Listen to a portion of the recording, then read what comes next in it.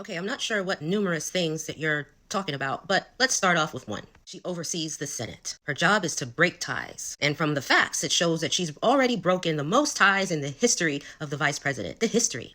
So check, she's done that job. Her other job was to find out the systemic reasons why the migrants are coming over in such numbers. So she went to those countries, spoke to their leaders, and discussed ways on how they can keep their people there. She came back home, and they started working based on the information she gave them. We implemented a program, and guess what? We don't have as many migrants coming over here. So she did that job.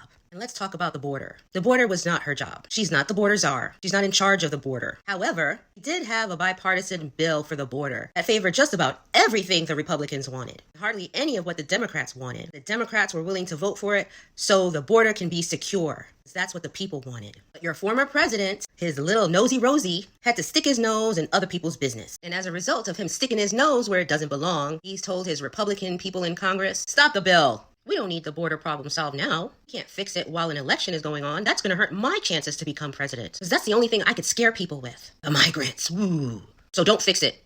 So they didn't pass the bill because of the former president. So he could keep his talking point for the election. How is he going to play on anybody's fear if the problem is solved, right? And just so you guys know, the Republicans have been in charge of Congress for years now. What problems have they solved? How many bills have they blocked that help the American people?